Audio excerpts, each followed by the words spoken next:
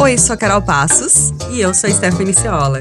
E esse é o Pós Fácil, um podcast criado por duas amigas que gostam de falar sobre livros. Nós somos jornalistas, estudamos literatura e falamos aqui sobre livros com muito bom humor e zero pretensão. Vem com a gente!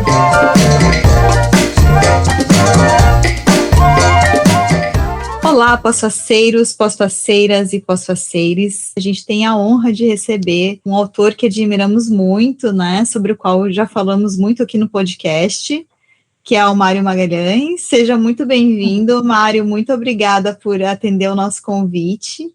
A gente está muito emocionada mesmo de te receber aqui.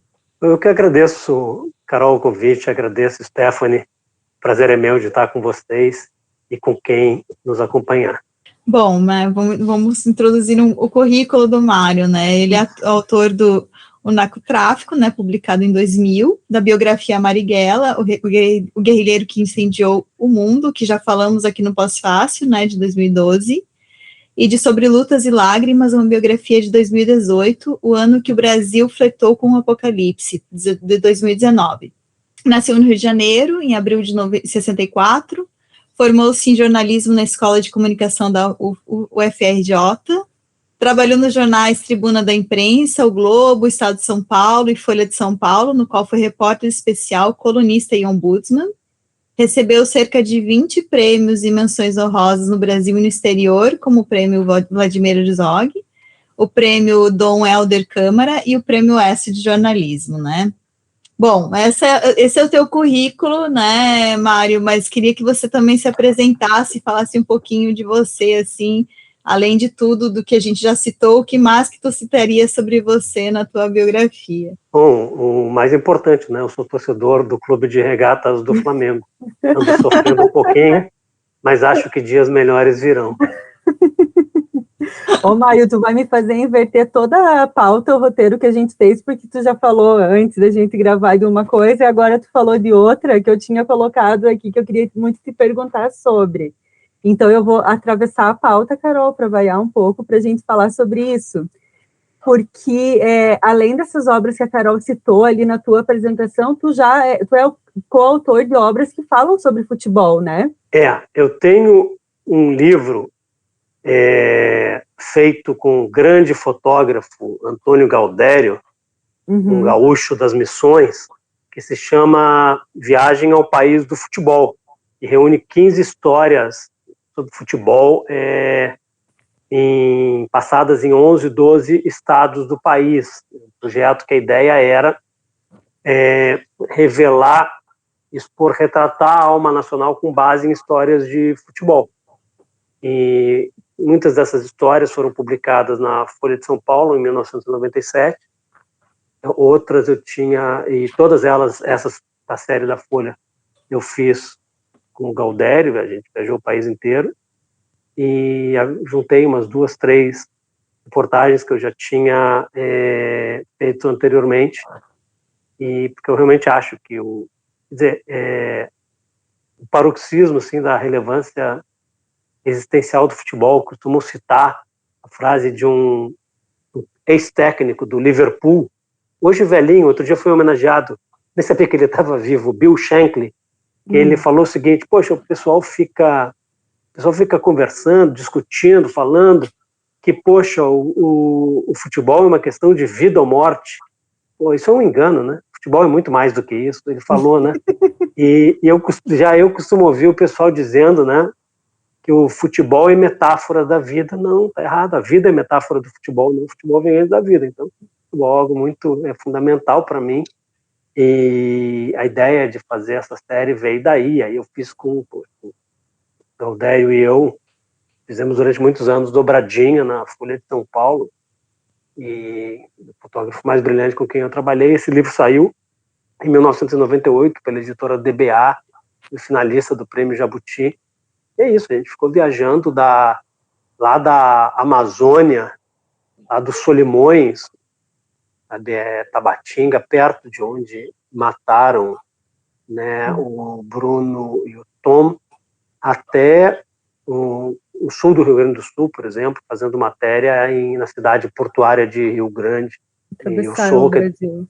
E como falei, sou Flamengo, mas eu morei dos 10 aos 19 anos no Rio Grande do Sul, né? Uhum. E por isso que eu tenho 2 clubes de coração, né? O Flamengo e o glorioso Esporte Clube Pelotas, que está na batalha para voltar ao gauchão. Hoje disputa a segunda divisão, estamos no mata-mata e estamos no momento em que a gente grava, né? Estamos na antevéspera de disputar uma vaga na fase seguinte da segundona do gauchão.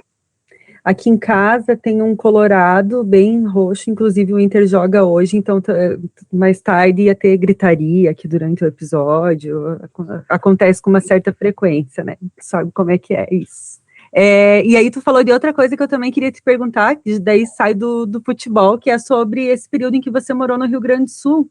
E eu queria te perguntar sobre isso, já entrando na biografia do Marighella, porque me surpreendeu, começar falando do final, né? Me surpreendeu muito lendo a biografia quando tu fala do irmão do Ney Lisboa, que também foi uma vítima da ditadura militar, né? Eu não conhecia a história dele, e eu achei super comovente quando você traz aquilo, meio que a memória do Ney na infância, o pouco convívio que ele teve com aquele irmão, que foi uma das vítimas da ditadura, e até bem no período que eu estava terminando de ler teu livro ano passado, ali a biografia do Marighella, eu vi uma live do Ney Lisboa, que ele estava fazendo várias lives ali durante a pandemia, né, a cada 15 dias, e numa delas ele falou sobre a ditadura militar, e a mulher que era a esposa desse irmão dele participou, e eles falaram muito sobre isso.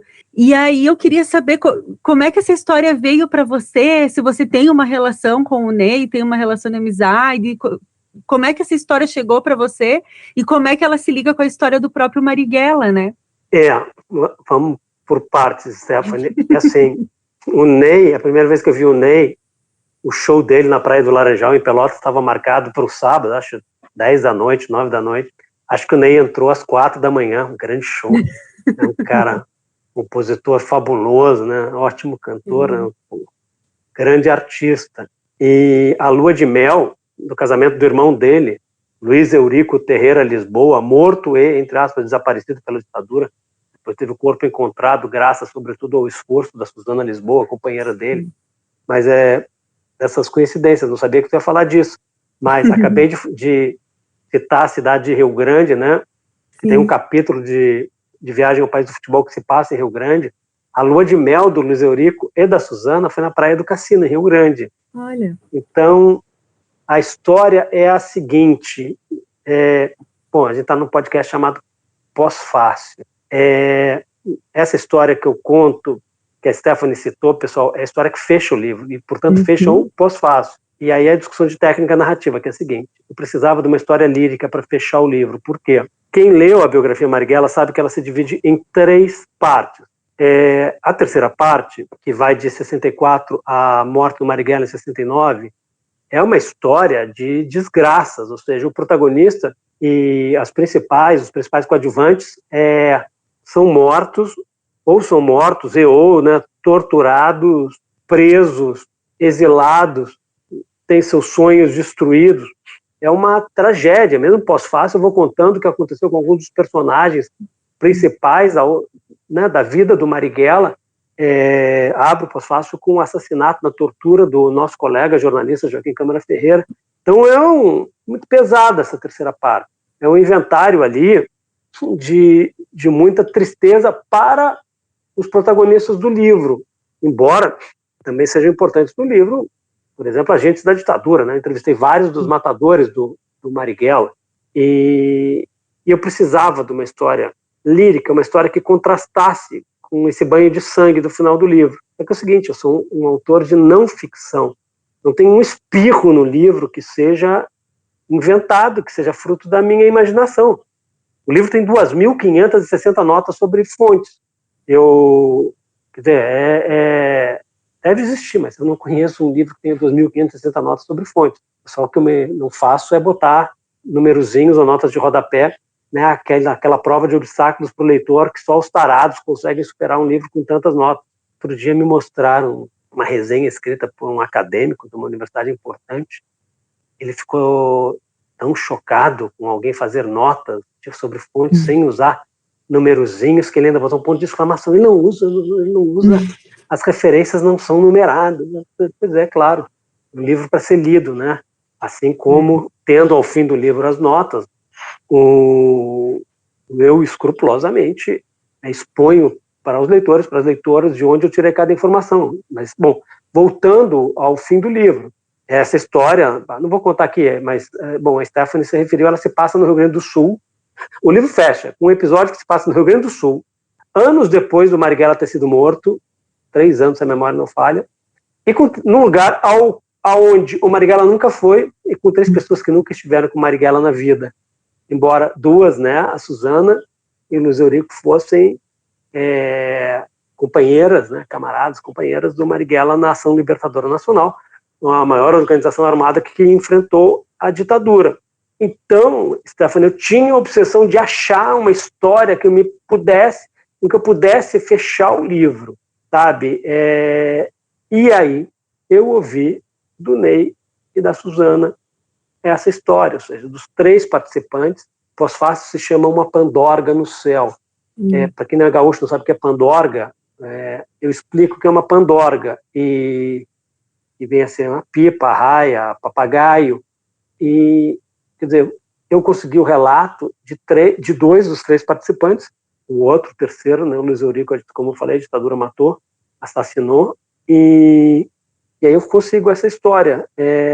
Mas a batalha foi para achar uma história, mas desde o início eu sabia que eu precisava de um relato curto, lírico, um bloco para fechar o livro, assim como quando eu escrevi, tu citou o livro sobre Lutas e Lágrimas, uma biografia de 2018, é tão barra pesado o ano de 2018, que é contado semana a semana, que eu queria, o efeito que eu buscava era o contrário, eu queria abrir uma história que fosse, digamos assim, prazerosa, né?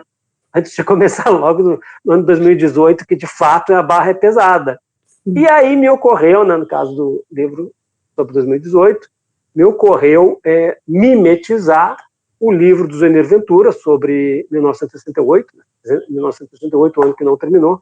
Eu explicitamente faço a referência, né, e a reverência ao livro do Zuenir, na abertura do livro.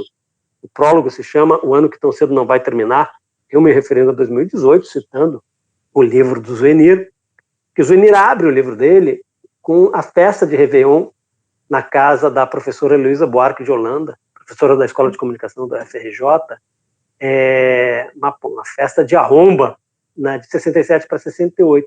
E me ocorreu, eu vou tentar descobrir como foi o Réveillon da Marielle Franco. O livro tem 3 protagonistas, Marielle, Lula e Bolsonaro. E, bom, foi aí que eu liguei para a Mônica Benício, viúva da Marielle, companheira dela, nunca tinha falado com a Mônica, e aí eu liguei: Mônica, meu nome é fulano de tal, estou fazendo um livro assim, assado e tal, por acaso, cheio de dedos eu, né? Eu saberia dizer, eventualmente, quem sabe, com quem a Marielle passou a virada de 2017 para 2018, aí a Mônica, que é bem, o Renzo falou assim, né? Porra, passou comigo, é claro, né? E aí tu aceitaria me dar uma entrevista? Aí ela deu uma entrevista, né? Quem lê o livro sabe que o livro começa com o Réveillon delas, com amigas e amigos, e esse bloco inicial termina com, eu falo, né, as duas caminhando para um bangalô, numa casa no campo, onde elas viveriam, né, a primeira noite, né, de amor no ano de 2018. Então, quer dizer, no caso, foi pensar, eu queria um episódio assim, tem um episódio que eu acho lindo, né, e eu queria abrir um episódio assim, uma história, digamos, legal, num ano que não foi legal, assim como no Marighella, eu buscava uma história lírica para terminar. Gostei muito disso que tu comentou, assim, sobre a estrutura do teu texto, né, essa preocupação em como começar e como terminar. Tu escreve sobre histórias reais, mas esse interesse de como pegar o leitor, ou como entregar ao leitor depois que tu termina o livro, tu tá entregando para o leitor aquilo para ele refletir depois, né? Quais são as tuas referências dentro de literatura, além do Zuenir aí que tu comentou, que te trouxe te deu essa inspiração para tu começar o livro? Quais foram tuas inspirações, né? Porque escrever sobre biografias, tu comentou, assim, também sobre o Marighella, livros pesados, de episódios tristes e reais, né? Então, quais as tuas inspirações literárias para você também escrever, né, essas biografias? Carol, vou começar aqui, eu leio muito desde novo, que é uma coisa assim que meu pai incentivou muito, aprendi com meu pai, desde jornal, né, hoje eu não leio mais jornal impresso, eu leio jornal digital, assino 3 jornais digitais, e eu leio muito, então é muita influência. Agora, sabe quando eu comecei a trabalhar, a primeira vez que eu trabalhei em biografia, bom, gente, para quem nos acompanha, biografia jornalística, como uma obra de não ficção, ela pertence ao gênero mais valioso do jornalismo, que é a reportagem. A biografia jornalística é reportagem. E a primeira vez que eu trabalhei numa biografia, não foi eu escrevendo. Em 1987, tempo pra caramba, eu tinha 23 anos, 22, 23 anos, e larguei o segundo caderno do Globo, onde eu era repórter, o caderno de cultura, para colaborar com o Fernando Moraes, nosso colega, jornalista e escritor, num livro que ele estava escrevendo e que ia se chamar O Tigre de Papel. Eu vou contar a historinha e aí eu digo que livro é esse. Porque a suposição do Fernando é que o protagonista do livro afetava muito o poder, né? Arrotava a influência, mas não tinha essa bola toda. Só que durante a apuração, e aí por isso que a gente tem a sensibilidade, né, para os fatos, tem que ter a reverência aos fatos, a sensibilidade para uma série de fatores, ele foi vendo que não o personagem dele mandava muito, sim. Inclusive, seguia aquela lei de que melhor do que ser o rei é ser amigo do rei, mas mandava como sem ser presidente da República, mandava como um rei. E aí esse livro mudou de título e veio a se chamar Chateau, Rei do Brasil. Bom, e por que o Tigre de Papel? Não contei, o líder comunista chinês Mao Tse-tung costumava se referir ao imperialismo americano como tigre de papel. Segundo Mao Tse-tung, os Estados Unidos não teriam todo o poder que aparentavam. Acho que tinham, mas isso é outra história. Aí essa expressão tigre de papel foi popularizada pelo Mao Tse-tung. E o Fernando, durante a apuração, viu nada de tigre de papel, nada. Foi aí a primeira vez que eu trabalhei numa biografia. Aqui no Rio, eu fiz o grosso das entrevistas e também da pesquisa em arquivos e na pesquisa em periódicos, né? Por exemplo, eu li todos os exemplares do Diário da Noite, era um jornal da cadeia dos Diários Associados, de 1929 até acabar em 1962. Eu fiz, foi a primeira vez que eu fiz. O filme do Guilherme Fontes, né, que é a ficcionalização do livro de não ficção do Fernando, por exemplo, aparece o Chateaubriand tomando uma injeção na bunda para melhorar o seu desempenho amoroso. Pô, quem entrevistou esse farmacêutico fui eu, né? E foi a primeira vez, né? Então comecei cedo nessa escola. Para escrever, agora, Carol, esse negócio de influências para escrever, a gente falar do Marighella, eu não tenho a menor dúvida que foi mais difícil. Foi escrever, não foi apurar. Apurar é muito difícil. Tem um homem que durante quase toda a vida adulta ele se escondeu, viveu na clandestinidade, tentou apagar os próprios passos, não porque fosse um paranoico, mas sabia que poderia ser preso, né, torturado, baleado e morto. Foi preso em 32, 36, 39, 64, foi torturado em 1936, foi baleado em 1964, e em 1969, quando foi morto. Então, era difícil, mas eu sei, domino a técnica fundamental da apuração. O problema é o seguinte: para escrever, eu não tinha o direito, ao falar de uma vida marcada pela ação, que era a vida do protagonista, de escrever um livro que, por mais denso que ele pudesse ser, ele não tivesse como marca principal a ação. Então, bom, é por isso que o livro Marighella começa, eu selecionei um episódio de ação, episódio do cinema, que até o Wagner reconstituiu no filme, né, com o Sr. Jorge no cinema, porque eu precisava de um episódio sintético para marcar ação. Então, mas aí a gente vai ver toda a história da literatura, toda narrativa tem ação. Mesmo quando parece não ter ação, tem. E se não tem muita ação, tem um limite. Por exemplo, vamos lá, há um conto chamado Bartleby, do Herman Melville. É um conto porque não tem mais ação. Se quisesse transformar num romance, ele teria que ter muita ação. Na história da literatura, por exemplo, literatura de não ficção, Notícia de um Sequestro, do Gabriel Garcia Marques, começa com a cena da ação, começa com a cena do sequestro. Em toda a história da literatura, isso vai ser o marcante. No caso do Marighella, eu precisava abrir com isso, né? E aí aquela história, né? As técnicas da literatura de não ficção são rigorosamente as mesmas da literatura de ficção, com uma distinção da sua natureza, que o ficcionista pode inventar fatos e sentimentos, e o não ficcionista não pode inventar. Mas, por exemplo, manipulação do tempo. Quando eu falo manipulação, não estou me referindo a inventar. Aliás, tem um autor que costuma manipular a informação mudando a data dos fatos, e em obras alegadamente não ficção. Claro que eu não vou citar nomes, mas, por exemplo, o Marighella, eu podia fazer uma biografia dele nascendo em 1911 até a morte dele em 69, mas eu abro com um episódio do Marighella aos 52 anos, ele só faria 53 no fim do ano, um episódio dele com 52 anos, não nascendo na Bahia, nem sendo morto em São Paulo, mas sim no cinema do bairro da Tijuca, no Rio. Ou seja, porque era um episódio bem sintético, que me permitia descrever no impacto quem era aquele cara. Aí sim, aí eu volto, não volto nem para 1911, eu volto para a escravidão, né?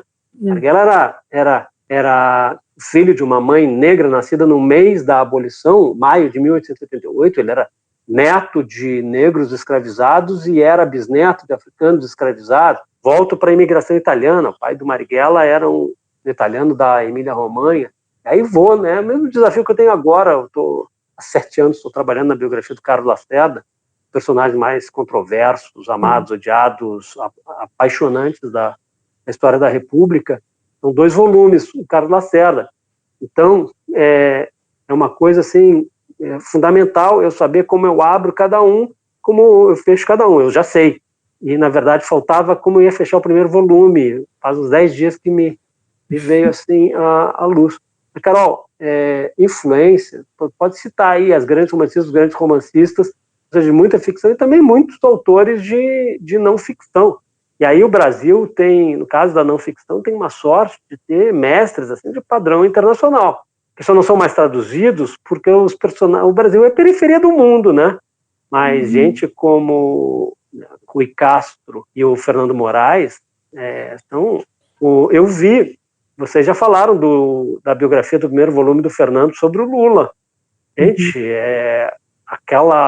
o começo ali do livro, 7 de abril de 2018. Sim. Obviamente, aquele dia está no livro que eu escrevi sobre 2018, eu sei a data não porque eu tenho uma memória boa, mas é o dia do meu aniversário. Aí, eu sou casado com uma colega nossa que faz aniversário 6 de abril. Dia 7, teve uma festa lá em casa, você falava da prisão do Lula, né? E quando tu pega aquele texto, a abertura do Fernando dentro do sindicato até o Lula se entregar para a Polícia Federal, aquilo é um negócio não consegue largar. Ou então o Rui, que abre a biografia do Garrincha, né, com os índios funiosos em Pernambuco, é um negócio que parece uma coisa mágica, né? E parece invenção. Não, o Garrincha era descendente de funioso, né? Era um jogador, o sangue indígena. E aí, só fechando, as gurias me interrompam, como eu falei, eu sou prolixo. Fora do ar aqui, eu avisei. Tem uma coisa curiosa, né? Como é o nome do Nick Hornby, escritor de Febre de Bola, que é um grande romancista inglês. O Nick Hornby é também autor de obras de não ficção.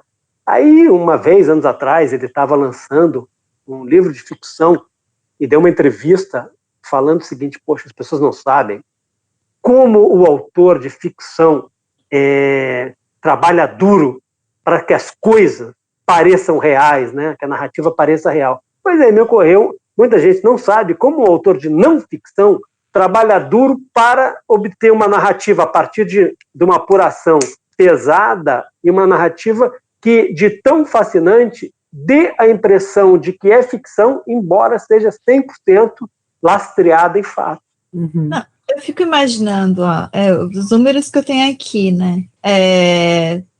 32 arquivos públicos, privados que tu consultou, né? 600 livros na biografia e 256 entrevistados. Como Marighella. Como condicionar tudo isso de informação na hora de botar no papel e pensar, agora eu vou escrever. E também a organização, né? E uma das perguntas que a gente tinha aqui também era também relacionado ao Fernando. O Fernando, eu tive um prazer de conhecer ele em um momento bem engraçado até. Eu conheci ele no lançamento da biografia do Paulo Coelho, e entrevistei ele também na época, e ele me contou, né, que ele tinha uma equipe, né, para fazer as apurações, e até depois, ontem eu estava olhando e soube que também você investiu muita parte do teu próprio bolso para fazer, né, tanto o livro do Marighella quanto do livro do Carlos Lacerda, dos livros que tu produz, né. E aí eu fico imaginando, assim, esse volume de gente que tu entrevistou e também esses investimentos, e depois colocar tudo no papel, e é uma dedicação tão profunda a esses projetos que tu tem, né, Mário? Assim, eu e a Stephanie, a gente entende um pouco, porque nós também, a gente se joga nas coisas, mas tu ganhou, assim, ó, ganhou. Não, gente, é o seguinte, fazer biografia é uma insanidade. É uma empreitada de maluco. Eu estou encarando agora a última, 7 anos já, e nunca mais. E, Carol, olha só, está errado esse dado, 32 arquivos, porque eu errei. São 33, não são em 5 países, são em 6, porque eu esqueci de botar na conta. Eu tenho agora, numa próxima reimpressão, já está na 12ª, eu acho, Marighella, na 13ª, eu tenho que corrigir isso, que são 33 arquivos. Eu esqueci um arquivo privado que eu ganhei de uma pessoa, vou nem identificar o gênero, de Cuba, que era um arquivo sobre brasileiros que tinham ido para Cuba exilados, alguns para fazer treinamento de guerrilha, né? São 33 arquivos públicos e privados, aí sim, da Rússia, da República Tcheca, Estados Unidos, do Brasil e do Paraguai. É isso. Agora, esse negócio de apuração monumental, Carol, falou, não sei se tu usou a expressão, né, de botar apuração no papel. É o seguinte, uma das maiores armadilhas e perigos que existem para um narrador de não ficção é a apuração monumental. É óbvio que com uma apuração grandiosa, tu tem muito mais matéria-prima para construir uma narrativa boa. Só que é muito comum a gente dar com livros em que autor ou autor não conseguiu se libertar da narração, ou seja, desapegar, quis contar tudo. E aí o risco de virar uma ata de reunião de diretoria de uma associação comercial é muito grande. Então, assim, a regra é, quanto melhor a apuração, melhor tende a ser a narrativa, desde que o autor não queira contar tudo, sabe? Porque vai se perder, não dá para contar tudo. E uma última coisa que tu falou agora me foge, quer dizer, eu tinha falado do Fernando, Paulo Coelho, da equipe de pesquisa. Da equipe, pois é. Eu tenho, e aí, gente, é uma idiosincrasia minha, eu respeito enormemente autores e autoras que não trabalham assim. Eu faço todas as entrevistas, porque eu acho, e tento fazer todas, a maioria delas eu tento fazer pessoalmente, porque às vezes o gancho para se descobrir, para ouvir um segredo, é um silêncio, é um olhar, são olhos lacrimejando, eu preciso sentir o entrevistado. Então, as 256 entrevistas do Marighella eu fiz pessoalmente. há trabalhos com tudo que tem que ser, eu coloco assim, sou imensamente grato a quem me ajudou, né? Por exemplo, os arquivos da velha União Soviética, para começar, agora de novo, né? Com o Carlos Lacerda. Carlos Lacerda foi comunista, filho de 2 secretários gerais, posto máximo do Partido Comunista Brasileiro. Aí, os arquivos da União Soviética. Bom, o que tem ali em português, castelhano e francês, eu entendo. Só que a maior parte é em russo, né? Eu não entendo. Então, poxa, é fundamental contar, né, com profissionais qualificados para fazer o trabalho. Agora, do ponto de vista financeiro, desastre, né? Para quem quiser saber o que foi o impacto na minha vida do Marighella, tem um texto meu na internet que se chama Caixa Preta de um Biógrafo Falido. Fazer biografia é isso, dá muito trabalho, a não ficção dá muito trabalho. E eu agradeço muito a Companhia das Letras, minha editora, do Marighella e agora do Carlos Lacerda, pelo apoio, pela ajuda. A companhia oferece condições ímpares no Brasil, mas o grosso do investimento na pesquisa do Marighella foi meu. Mas o maior investimento para quem vive do próprio trabalho é que, no caso do Marighella, eu acumulei um pé de meia e torrei, tirando períodos longos de dedicação exclusiva, tive essa sorte para a biografia. É algo que agora com o Carlos Lacerda não tem como fazer. Eu toco os meus trabalhos que pagam as contas e vou trabalhando no Carlos Lacerda. Eu estou aqui no meu escritório, como eu digo, a redação de um jornalista só. Eu trabalho solitariamente todos os dias na Cinelândia e tem milhares de livros na minha volta. Só que a bibliografia do Carlos Lacerda, sei lá, tem 300, 400 livros aqui na minha frente e muitos arquivos ainda impressos, né? Infelizmente não dá para ter tudo digital, que facilita muito a vida, mas é isso, é investimento. Mas, como eu sempre digo, né, sem paixão nos faz biografia. Aí não estou falando de breves perfis que são apresentados como biografia, falando de biografia mesmo, né? Aquele trabalho que exige uma apuração gigantesca e faz com que durante muitos anos a gente durma e acorde com o biografado, né? E quando está longe, fique pensando nele, sentindo saudade. Eu fiquei assim, dormindo e acordando com o Marighella muitas noites, inclusive no episódio que a gente fez sobre a biografia do Marighella, eu contei, Mário, que fiquei muito ansiosa, tive que parar de ler num determinado momento, ainda logo no início. Assim, realmente tem esse início frenético ali com essa cena no cinema, né, que fiquei muito, muito feliz quando vi ela no cinema também, no filme, mas conforme você vai contando a história tanto do golpe ali da década de 30 e chega o golpe de 60, eu achei muita semelhança com o momento atual que a gente estava vivendo no Brasil. Eu estava lendo ali no final de 2020, início de 2021, e aí eu tive que parar de ler, porque eu estava ficando muito ansiosa, assim, sentindo, tipo, cara, essa história que o Mário contou aqui é a história que eu tô vendo no jornal todo dia e vai dar merda, assim. E aí comecei a ficar muito, muito mal com isso. Só que nesse momento que eu fiquei mal, e achei interessante você falar isso também, que o biógrafo precisa desapegar um pouco, entender que ele não vai ter como contar tudo que ele sabe, eu me dediquei a ver tudo sobre o Prestes. Porque você fala dele no livro, ele uma pessoa importante ali para aquela história, um personagem muito importante, e aí eu vi documentário, eu li sobre ele, então assim, foi como se lendo a biografia do Marighella fosse abrindo para mim caminhos para ler outras coisas que também me interessavam, né, então o livro fez isso. Depois eu voltei e terminei ele, assim, e também gostei muito desse fim, porque foi um fim que foi um final ali que me deu um certo acolhimento no meio de tanto pessimismo, assim, que eu, né, lendo ali tudo aquilo. E daí tu decidiu fazer a biografia de um ano, que foi 2018, né, e esses dias eu vi que tu escreveu nas redes sociais que quem não entendeu ainda 2018 não consegue entender o que está acontecendo hoje no Brasil.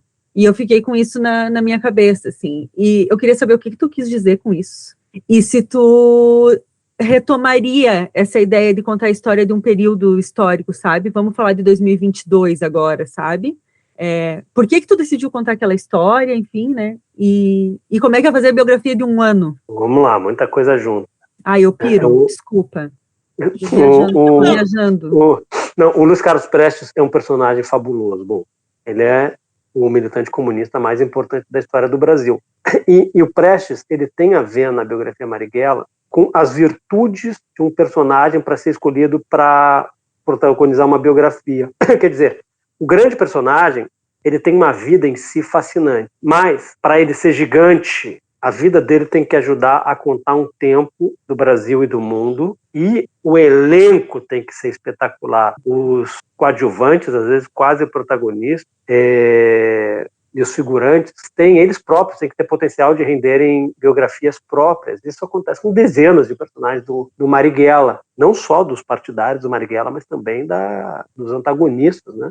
Eu não conheço uma biografia sobre o mais importante tira da repressão política da história do país, Cecil Boré, que eu entrevistei. Foi o autor da primeira prisão do Carlos Lacerda na primeira metade dos anos 30.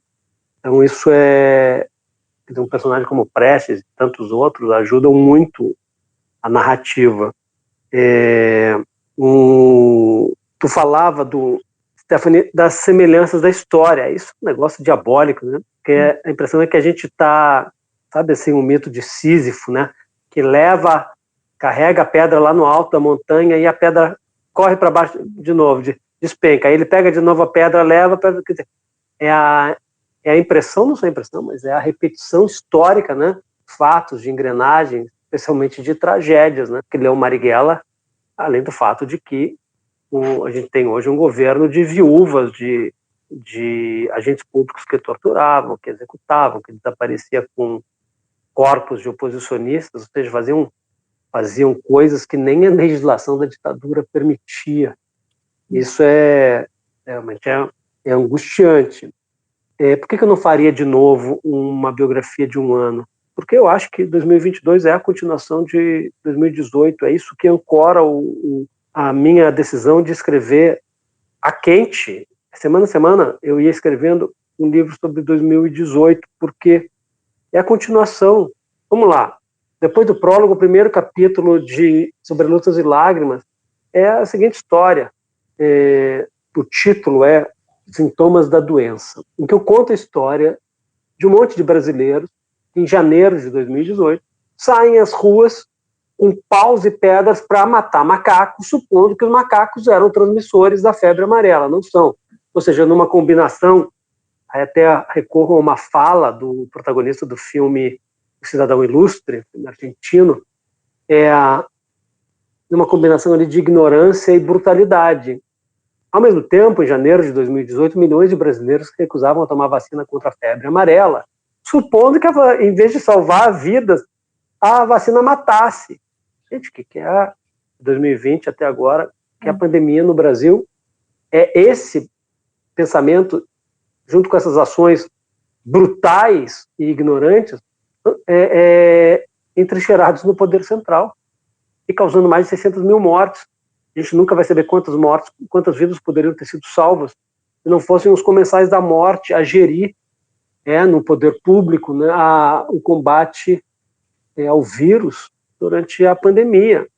A gente vai está gravando um dia depois de sair uma pesquisa da Datafolha que dá 19 pontos de vantagem no total de votos no primeiro turno para o Lula sobre o Bolsonaro.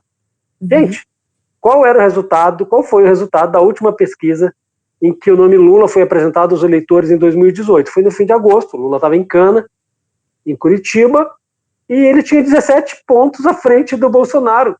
O Lula estava disparando sobre o Bolsonaro no segundo turno e estava aumentando a vantagem no primeiro turno, criando um cenário de possível vitória no primeiro turno. Por isso que eu digo, o meu livro discute vários motivos que levaram à eleição do Bolsonaro em 2018. Mas o principal, o decisivo, é que impediram o candidato que venceria o Bolsonaro de concorrer. Uma grande joint venture, uma grande frente que foi do empresariado, do agronegócio, das finanças, até da indústria, do comércio, com a justiça, com os meios de comunicação, um grande frentão, para impedir o Lula de concorrer. E, o resultado disso foi levar a extrema-direita ao governo central. O Brasil de hoje, ele é muito parecido com ele é a continuação de 2018. A gente pega as nossas tragédias contemporâneas, por exemplo, em 14 de março de 2018, Marielle Franco e Anderson Gomes foram assassinados. Até hoje não foram identificados os mandantes. Até hoje não foram julgados os acusados de executá-los.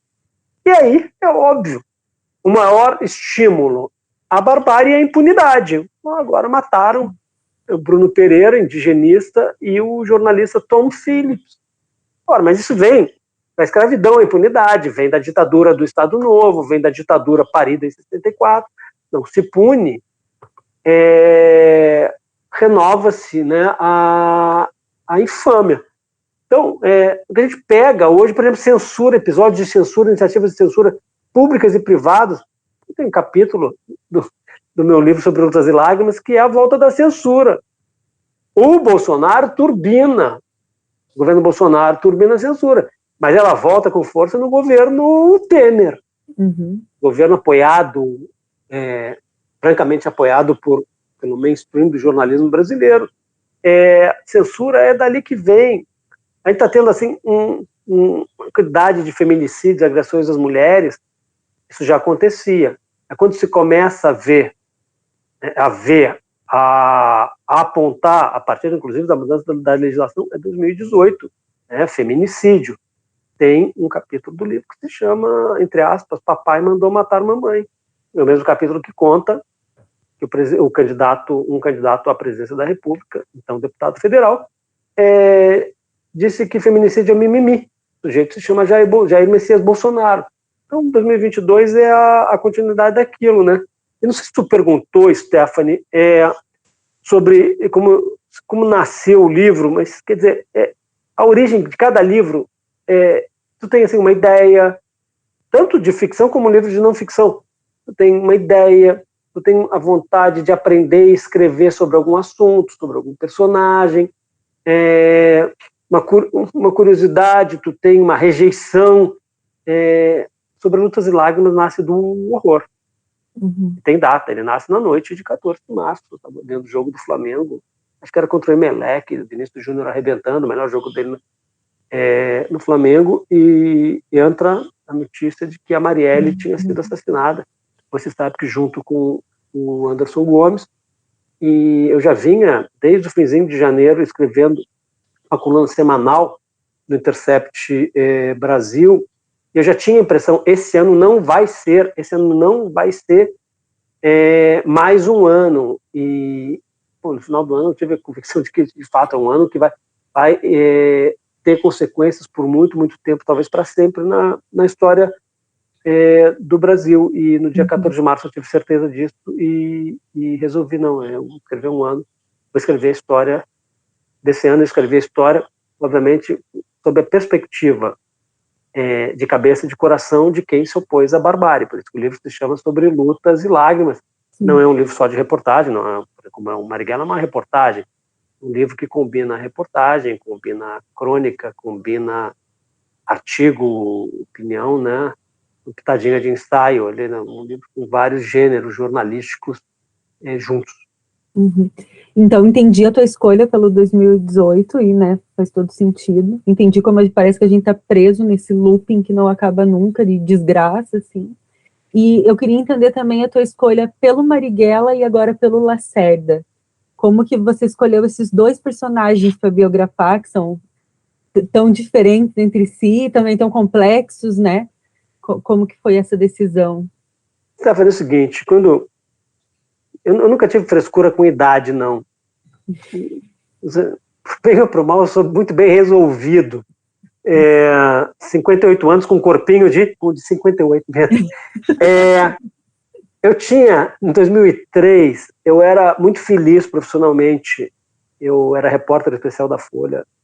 Fazia basicamente assim, matérias que eu propunha, que me entusiasmavam. Não só que eu propunha, mas eu gostava do que eu fazia. Só que eu estava com 39 anos e eu tenho uma perversão de caráter, assim, eu sou louco por jornalismo, sobretudo pelo gênero da reportagem, né, o gênero mais valioso do jornalismo.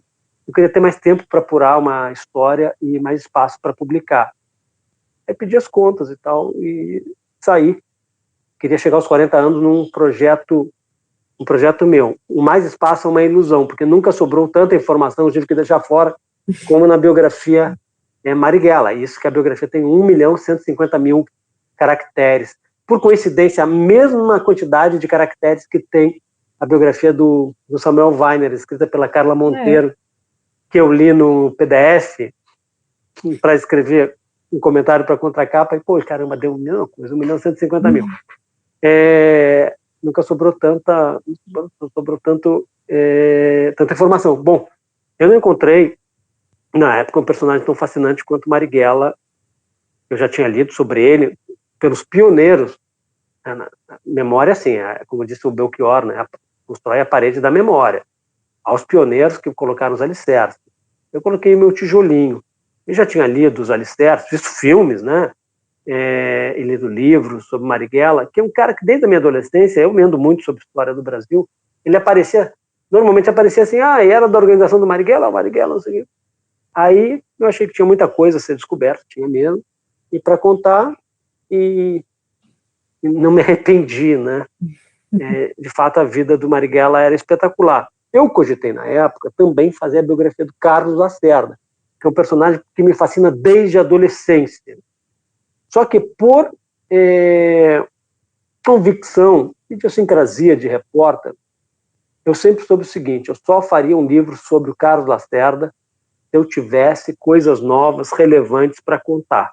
Eu respeito muitíssimo quem pega documentos já conhecidos, livros já conhecidos, informações já conhecidas e, num texto atraente, sedutor, faz novos livros sobre personagens e episódios históricos. Mas para mim não serve, eu tenho que estar motivado, eu tenho que ter coisa nova. E aí, 7 anos atrás, pintaram 40 documentos, originalmente secretos, produzidos por organismos do governo dos Estados Unidos, e que mudavam a história contada até hoje sobre o Carlos Lacerda depois do golpe de 64.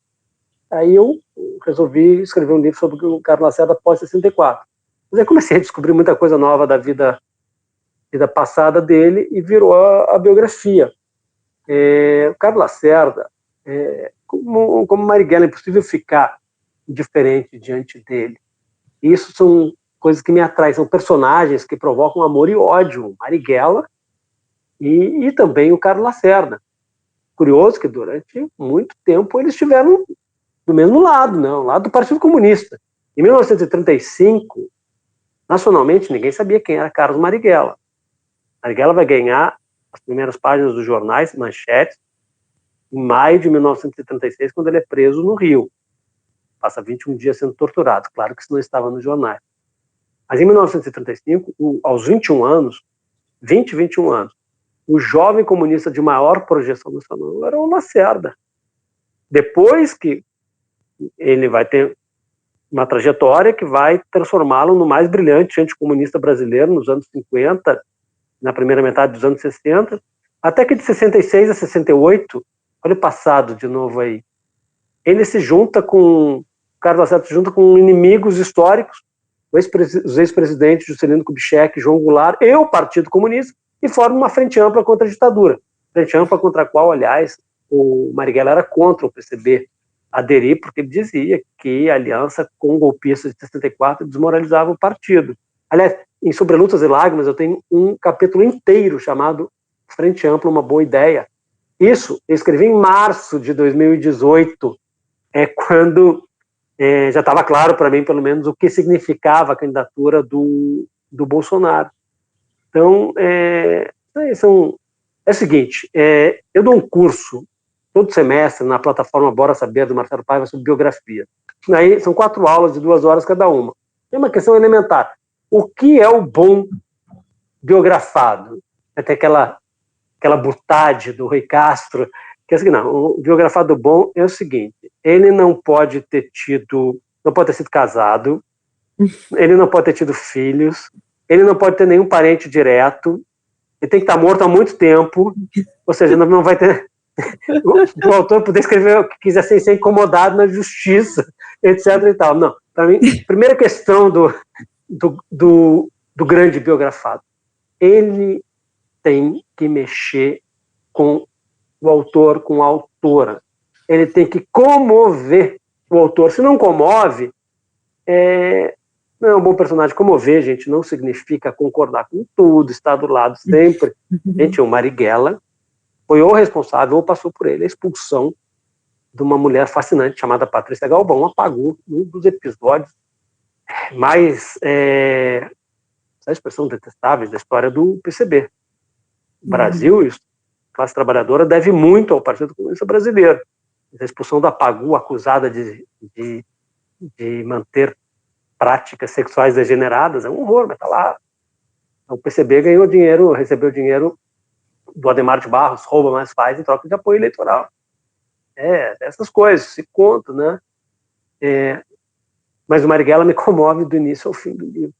O Carlos Lacerda também me comove. É por isso que eu os escolhi. E, Stephanie, essa coisa do passado, né? O que não passa. Isso é uma doideira, mas foi assim que aconteceu. E é possível checar, que eu não vou cascatear, porque o livro sobre Lutas e Lágrimas, ele tem muitas colunas que eu publiquei no Intercept, mas tem muitos textos que eu escrevia e guardava. Mas esse foi publicado. No início de março de 2018, eu escrevi um texto que lembrava que naquele mês faria 50 anos, meio século, o assassinato por PMs durante a ditadura no Rio do estudante Edson Luiz. Foi o estopim para as grandes manifestações populares, sobretudo estudantis, do ano de 68 no Brasil contra a ditadura. E eu escrevi, é um capítulo feito com base muito em pesquisa e tal, é um texto totalmente diferente do pós-morte da Marielle.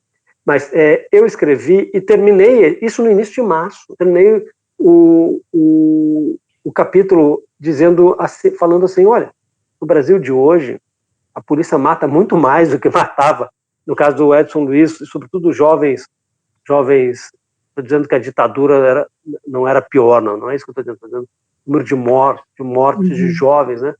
Jovens periféricos, jovens negros, né? Jovens pobres, e o país vive uma letargia, não há reação, a reação é muito limitada, eu escrevendo. E eu termino assim, o que aconteceria hoje com um crime semelhante ao que matou o Edson Luiz? Dias depois mataram a Marielle, né? Uma coisa, ou seja, é história se repetindo. Quando eu falei de texto, né? Esse texto sobre o Edson Luiz, mais de uma pessoa já me disse, esse é o texto mais bem escrito do livro. Esse texto mais bem escrito é o seguinte, eu no escritório, lendo jornais da época, tranquilo, cafezinho e tal. É um texto limpo, é um texto elegantérrimo. Quando matam a Marielle, eu vou para a rua. É reportagem. Reportagem com artigo, com crônica, e aí é um texto sujo, que é um texto escrito horas depois de eu ter ido na manifestação aqui no Rio, que deve ter tido muito mais de 100 mil pessoas. É que ela não se concentrou num só lugar, ela tomou espaço em frente à Assembleia Legislativa, depois que eu fui saber que o Chico Buarque estava lá, e tinha discursado na Cinelândia, vários lugares. É um texto mais sujo, é um texto que, por exemplo, várias pessoas que eu vou encontrando na rua, eu não ponho sobrenome, que é uma maneira de mostrar para o leitor, aproximar o leitor daqueles personagens, porque são personagens que são próximos meus também, gente que eu não via fazia anos. Aquelas coisas, pô, você via, pô, continua do mesmo lado, né? Porque tem pessoal das antigas que foi para o outro lado, foi para o lado da barbárie, né? E aí algumas pessoas identificavam, eu encontrei aí, pô, a Chandelle e o Humberto, pô. Quem acompanha as artes sabe quem é a atriz Chandelle Braz e Humberto Carrão, né? São casados, mas tem pessoas ali, encontrei a Jessijane e o Colombo. Colombo, poucos anos depois, viria a morrer. Jessijane e Colombo, quem conhece a história da ditadura, sabe que foram 2 guerrilheiros da LN, que ficaram presos. O Colombo por 9 anos, e a Jessi por muitos e muitos anos, né? Professora do Instituto de Filosofia e Ciências Sociais da UFRJ. Mas eu estou falando disso porque, quer dizer, Edson Luiz e Marielle, por causa daquela tua sacada, né, Stephanie, sobre esse incômodo, né, que a gente vê, pô, essa merda já aconteceu, isso está acontecendo de novo, né? Eu me lembro quando, em 1947, o Partido Comunista é colocado na ilegalidade pelo Tribunal Superior Eleitoral. E em janeiro de 48, os mandatos de parlamentares, vereadores, deputados estaduais, deputados federais, um senador, prefeitos, mandatos chancelados, né, pelo voto popular. É rompida a soberania do voto popular, esses parlamentares são cassados e não foram para a rua se manifestar, pelo contrário, em maio de 47, a ordem do comando do PCB para as suas sessões foi: não saiam, não façam manifestação. E eu vejo agora barbaridades e não vejo ninguém na rua, pouca gente na rua. Essas coisas que angustiam, né? Não, Mário, só tô pensando que nós estamos fodidos, sabe? Desculpa a palavra, assim. E mal pagos ainda. Mas eu não sei se tu tem algum otimismo, assim, ou não. Porque tu é muito realista, né? E também pesquisou muito, e jornalista totalmente envolvido com os fatos, assim. Tu consegue ver uma visão de algo melhor acontecendo a curto prazo, médio prazo, ou... longo prazo, no infinito. Algum dia, ainda na nossa geração. Uma luz, olha, uma palavra de alegria.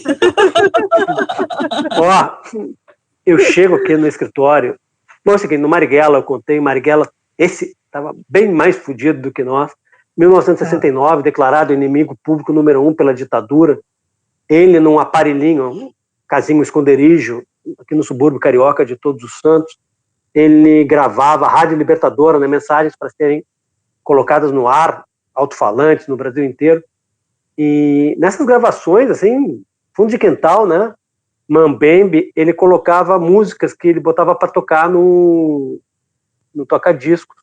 Uma dessas músicas era o Samba da Bênção, né, Baden Powell, Vinícius de Moraes, e começa com um verso: é melhor ser alegre que ser triste.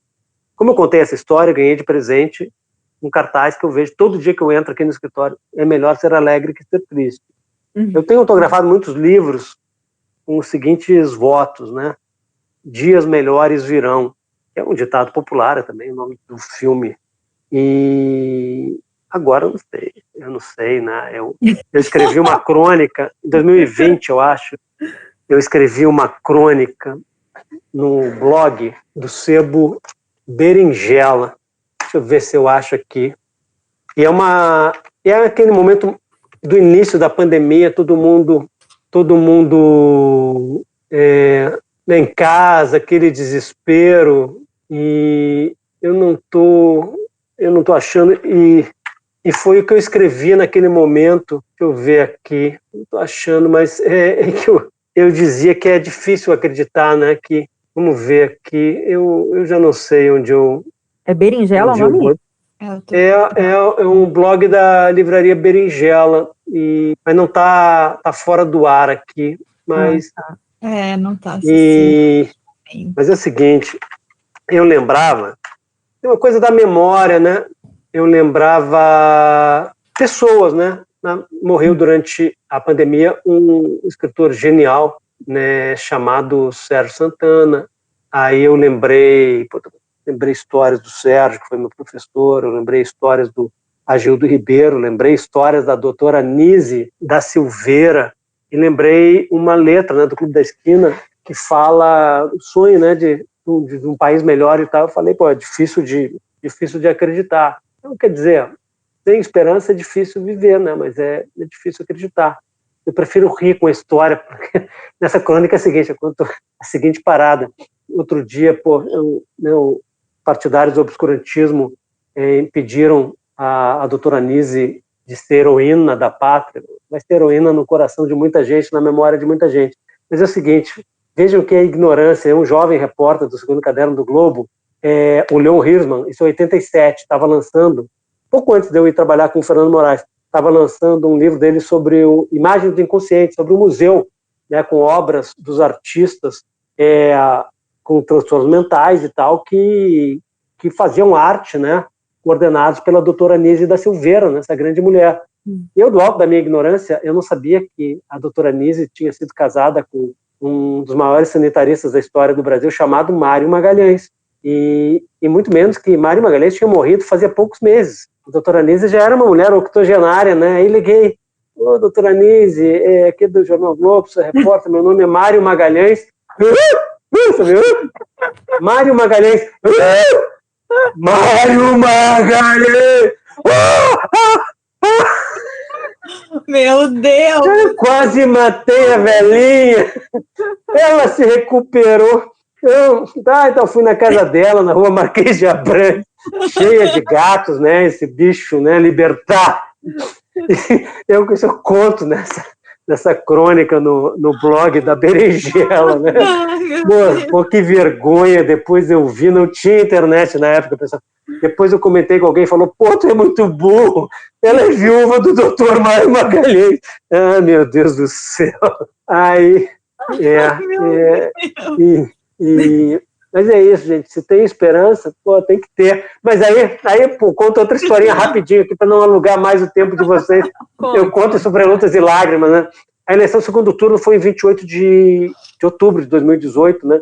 O último comício, deve ter sido o maior comício em número de pessoas, de público, audiência, manifestantes, da campanha do Haddad, foi na terça-feira, 28, 27, 26, 25, 24, dia 23, noite de 23 de outubro de 2018, Arcos da Lapa, no Rio. Mesmo lugar onde houve a maior manifestação Lula Livre, Festival Lula Livre, em 2018, quando o Chico e o Gil cantaram Cálice, que música deles censurada pela ditadura e que foi proibida, né?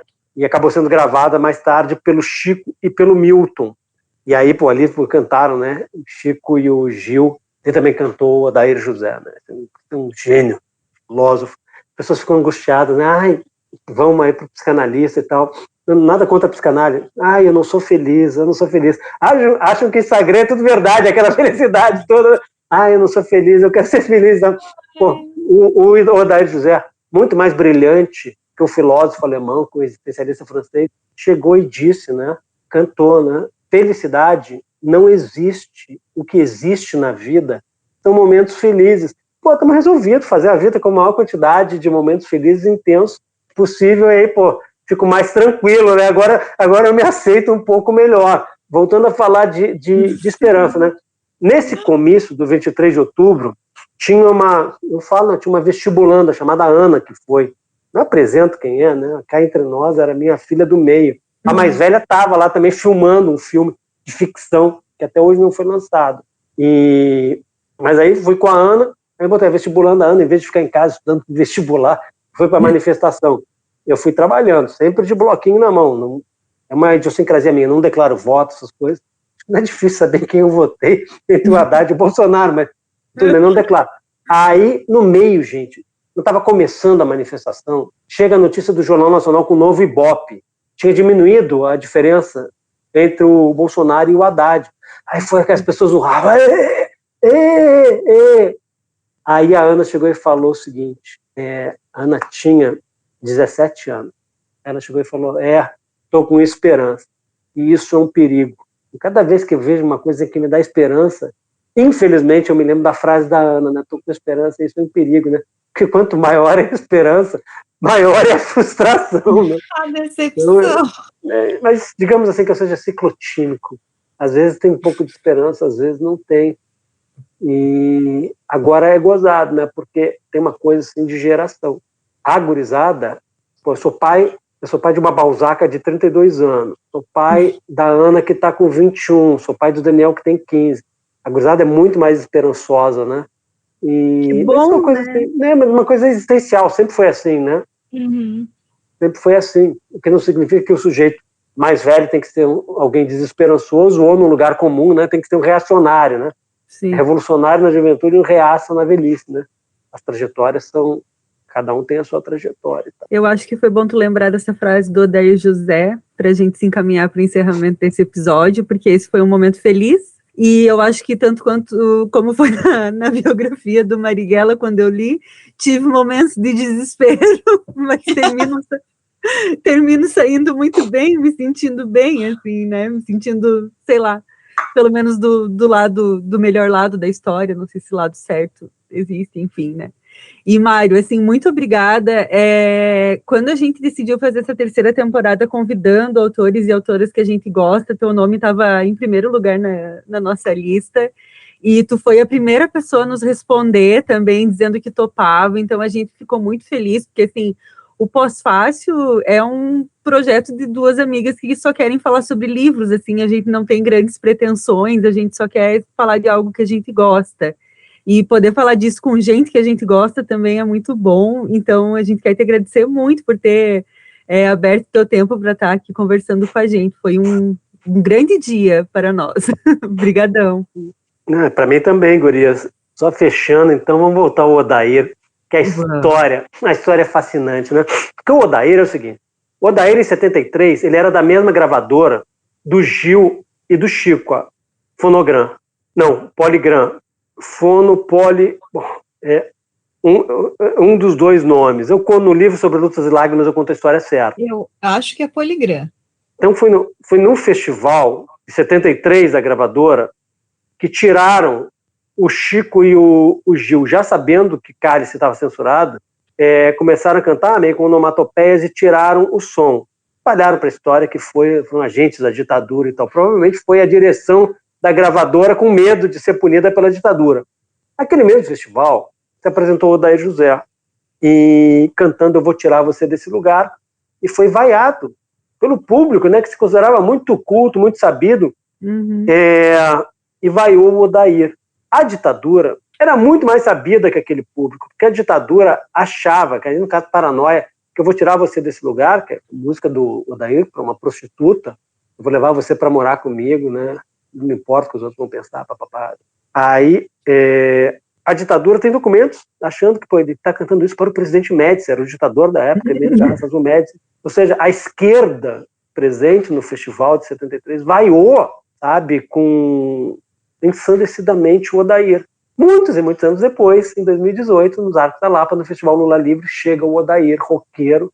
Ninguém sabia que o Odair era de esquerda, mas quer dizer, quem não conhece ele, sempre foi de esquerda. E o Odair começa a cantar, eu vou tirar você desse lugar, eu vou levar você para morar comigo. Gente, as pessoas choravam como se ele tivesse acabado de fazer aquela música pro Lula, que estava em Cana, em Curitiba, né? Então, a história, né, é muito fascinante. É louca. Vamos biografar o Odair. O Paulo César Araújo escreveu, né? Eu Não Sou Cachorro, não. Ele conta. É verdade. Não, PC é um craque. Esse livro é muito bom. É fabuloso. O PC além de saber apurar e tal, é um grande contador de histórias. Sabe quem, fechando aqui em Fortaleza, no Festival de Biografias em 2013, aí numa mesa, né, o PC sacaneado pelo Roberto Carlos.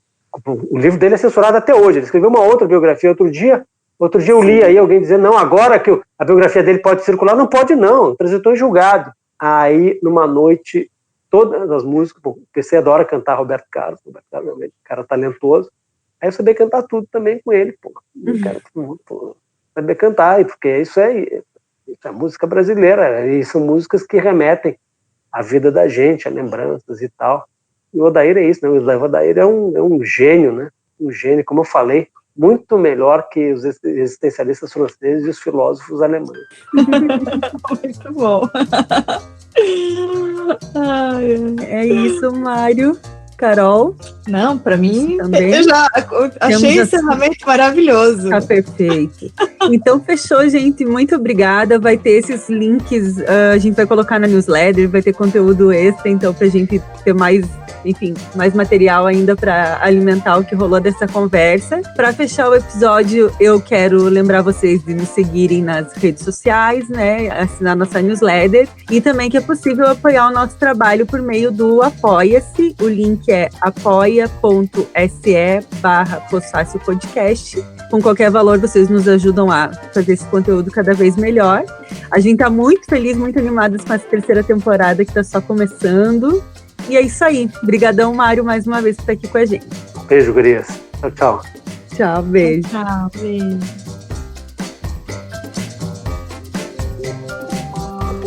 O militante está cansado, mas precisa reagir. É ano eleitoral.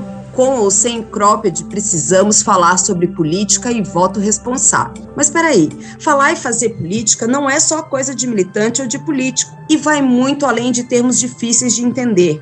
Quem é melhor que quem ou partidos políticos. Falar de política é falar sobre nossas ações no dia a dia, em casa, nas ruas e na internet também. Aliás, isso também é fazer política. E para você, Carlos, o que é falar e fazer política? Enquanto militante do movimento de pessoas com deficiência, para mim fazer política é pôr na plena potência a nossa humanidade. É fazer movimentar forças que nos permitem exercer a nossa opinião, exercer a nossa capacidade de interferir nas coisas dos lugares que nos cercam. Fazer política significa vencer uma barreira que me impede de caminhar, destruir uma barreira que torna um site inacessível, superar uma outra barreira que discrimina, que segrega, que gera preconceito. Fazer política é superar barreiras e construir inclusão, fazer um mundo verdadeiramente mais justo e para todas as pessoas. Um mundo que não só fala em igualdade, mas também em equidade, ou seja, tratar de forma diferente aquelas pessoas que também são diferentes. Saiba mais em @meu-seu-nosso-voto e vamos ser vozes ativas na transformação que desejamos para a nossa comunidade e o nosso país. Bora dialogar?